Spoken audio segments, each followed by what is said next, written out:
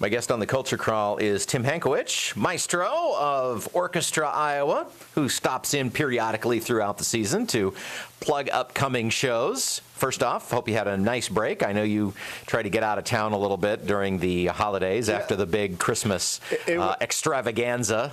We were talking offline. It was a great vacation, and the problem with great vacations is like getting back to work is kind of hard. You know, this work thing is sometimes overrated, but yeah, it's great to be back. Yeah. And you guys are back up with actually a couple of big things coming up. Got Right. Your collaboration in its second year with Theatre Cedar Rapids. We'll talk about that in a minute. Right. But right now, let's talk about what's happening this weekend for the big Valentine's show with the ballet. Yeah, well, you know, this is the time of year where I see a lot of men walking around with the deer in the headlights look, you know, a little bit of panic when they've come to that last-minute realization that Valentine's Day is just around the corner, and they have no idea what to do. And guys, I'm talking to you. I mean, chocolates and flowers, that's nice, but really, you can do better, and that's what this program is designed for. On Valentine's Day itself, this Saturday on the 14th, we're collaborating with Ballet Quad Cities, who are putting a love story together with the music of Prokofiev's Romeo and Juliet, and it's going to be an absolutely stunning production. So tell me a little bit about the history of this piece. Romeo and Juliet, of course, has been mined multiple times in music over the centuries, and I'm not a ballet expert, but I'm sure there are even multiple ballet versions of it. So what sets the Prokofiev apart? Right. Well, certain cultures gravitate to certain art forms. You know, the Italians love their opera, the Germans love their concert music, and for some reason it was the Russians that invented modern ballet. And so all these great composers, whether it's Tchaikovsky or in this case Prokofiev, they excelled at ballet. And the sweeping melodies that they use, and also the way they use the orchestration to create dramatic effect is second to none, frankly. And when Prokofiev wrote this ballet, and it was in 1940s or so, during the Second World War, the demands for the orchestra were unusually high. And the quality of the music was transformative. And to this day, it's one of these pieces that I like to call aha music. When you're going to be thinking that you haven't heard this piece before, then all of a sudden something like the Montagues and the Capulets come on and go, oh, of course, I know this piece. And so the quality of the music, its staying power, even up into pop culture. A lot of Tim Burton's movies and Danny Elfman's film scores are based on this music.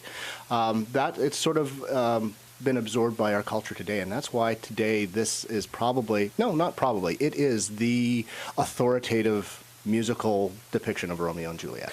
So it's Romeo and Juliet, obviously a classic story that we all know. Does it play out fairly straightforward on stage? This interpretation that Ballet Quad Cities is doing is a slightly different tack on this. It's more of just a general universal love story where boy meets girl, fate brings them together, their struggle, and they end up together, set to the music of Romeo and Juliet. And the thing about Russian ballet is that it's not through composed. It's not an hour and a half of like continuous music. There's actually set numbers, and so as a result, you can retrofit this music to, depending on the mood that the music conveys, to anything dramatically that you want to present.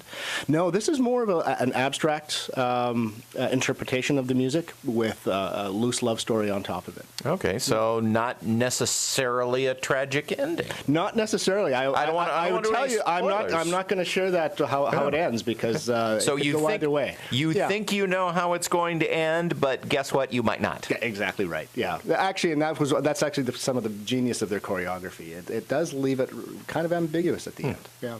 Talking with Tim Hankewich from Orchestra Iowa about the ballet this weekend. Orchestra Iowa collaborating with the Quad Cities Ballet. Talk for just a minute about the differences and challenges of being in the pit instead of on stage. You know, usually y'all are all 100 of you are front and center right there at the top of the stage, and now you're down below in the pit. Yes, well, there's sometimes musicians can feel a little anonymous because they're not front and center, and as a music director, it's really important to convey the message either through gesture or in rehearsal that what they're doing is one of the most important components to a larger whole. And so it's sometimes if you feel anonymous, you sometimes don't put your best foot forward. And so that's the music director or whoever's conducting that production. It's their job to keep making sure that the orchestra is playing at their peak production. And it's also, because it's very cramped, we have to fit 60 people in a pit that normally should only fit 55. And so to get the logistics of getting people into that pit safely to do their jobs is and quite some a of them have, big instruments. Yes. You still have to make room for cellos. And cellos have and double basses. Cellos and basses have end pins that can skewer if you're not careful. So, yeah, there's a logistical issue there. And then one thing that I wish that I don't know how to do this, but while the musicians are working, they don't get the benefit to see what's going on stage. And so they don't get the chance to see what the audience is seeing, to see how their work is supporting what's going on stage. And that's it's not just ballet, it's opera or musical theater as well. But that's probably one of the drawbacks of being a musician playing in the pit. Romeo and Juliet, Orchestra Iowa, and the Quad Cities Ballet. One show only. Yes. That's important to know. This is a one-off. This is unusual for us because usually we do a series in Cedar Rapids and then turn around and take it to Davenport and do the series there. But this was designed to be just a production for Valentine's Day because Valentine's Day, well, it came on the perfect day this Saturday.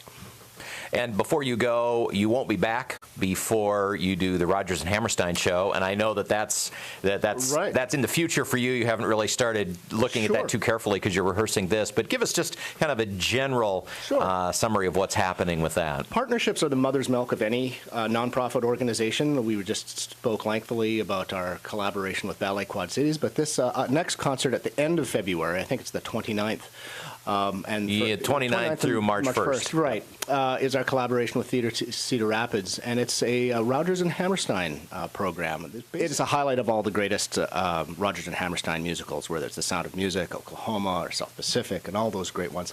And it includes full chorus and some of our community's best soloists and little semi-staging. Semi-staging. Yeah, it's a concert performance, so there's not much you can do. So in other words, all the great music with the boring parts. Well, what's interesting, as we were going through all these old musicals, they're great musicals, but they were written in a different time. They were all about 2.5 hours, sometimes 3 hours long, if you go to the full South Pacific or full Oklahoma. And so when we did some of the stuff does not play nearly as well today as it did back in the 40s and the 50s. And what we learned last year when we did a concert version of Music Man was we found that you could hit all the highlights and all the best parts in a much more efficient way. So, yeah, it sounds like... Should be a lot of fun. Yeah, sounds like a lot of fun. Tickets, of course, for both events are on sale now at... 1-800-369-TUNE, or you can go online to our website at orchestraiowa.org. Tim Hankewich from Orchestra Iowa. Well, you got a busy February, as always. Good luck with it. Thanks much. See you soon.